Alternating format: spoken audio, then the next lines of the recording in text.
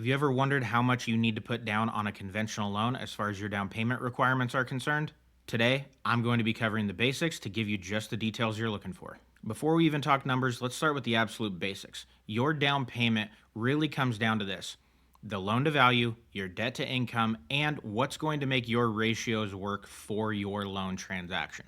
Now, with that little disclaimer out of the way, let's talk about the bare minimum you have to put down on a conventional loan. Surprised? A common misconception for a conventional loan is you need to have 20% to put down because maybe that's how mom and dad did it, and that's how grandma and grandpa did it, and so on. But in today's lending environment, 3% if you're a first time home buyer gets you into a home.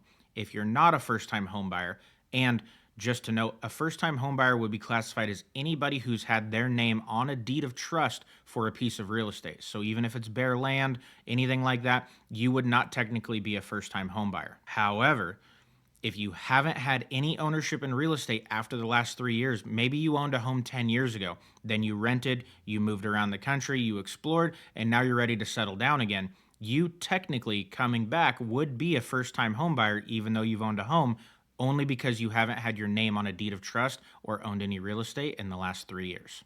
If you're looking to buy a duplex, triplex, or a fourplex, and it's going to be your primary residence, meaning you're going to live in one of the units on a multi unit property, you have to put at least 5% down, and you can only put 5% down on a multi unit if you will occupy one of the units. You can't go buy a fourplex or even a triplex with 5% down as an investment property.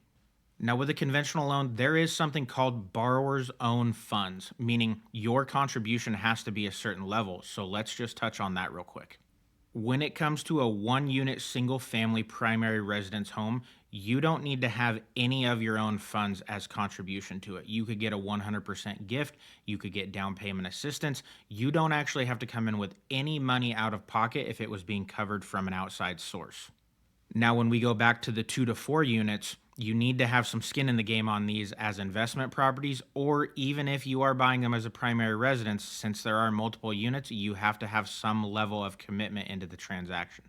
If your loan to value is over 80% on these, you have to put at least 5% down. So if you're going to buy a multi unit home and you're going for the absolute minimum down of 5%, you are going to have to contribute all 5% of that 5%. This is a Fannie Mae and Freddie Mac requirement. There's no way around it, no matter how much we want to talk about it. We touched on this in great depth in another video that I've already posted about down payment funds, and gift of equity, but you again can use down payment assistance, gift funds, or a gift of equity for your down payment if you meet the minimum contribution that we just touched on. Here's one big thing to note about conventional loans. If you put 3% down, and you have a really good profile, you're going to have mortgage insurance and you are going to have a little bit higher interest rate than someone who's putting 20% down. It's how the interest rate buckets work based on down payment, just so everyone has the knowledge. 3% is its own tier. That's a first time home buyer, and the interest rates adjust accordingly based on the risk. When you're buying a home and putting minimum down 3%, there is an added layer there in the private money sector that's backed by Fannie Mae and Freddie Mac. When you get to 5% down, the interest rates are a little bit better. The next tier where you get an interest rate break as far as being incentivized to put more money down would be 10%. You do still have private mortgage insurance at 10% down. That doesn't drop until we get to our next tier at 20%.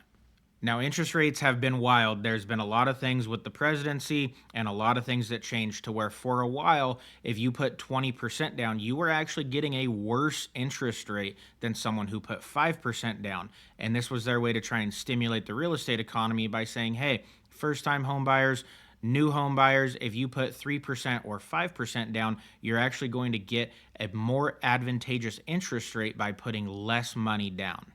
Now, thankfully, that has leveled out because there are a lot of people who put 20% plus down to avoid private mortgage insurance, but you will get your next interest rate break at the 20% mark. Following that, there are advantages to putting a little bit more down as well. If you are looking to put 25, 30, 35, and 40% down, the interest rates do get better based on your loan to value. Since you're putting more money down, the risk is so little compared to someone putting 3% down that you are rewarded as far as interest rates go. So in summary, down payment requirements on a conventional loan vary based on how much money you're putting down and the type of home you're buying. If you're buying a single family or you're buying a multi-unit, there is a difference as far as down payment is concerned. Knowing your options here will help make the home buying process easier, and you'll be well equipped to make a determining factor of what's best for you when it comes to buying a home. If you found this video helpful, make sure you like it, share it with anybody else who you also might think will find it helpful, and subscribe to the channel. We'll see you on the next one.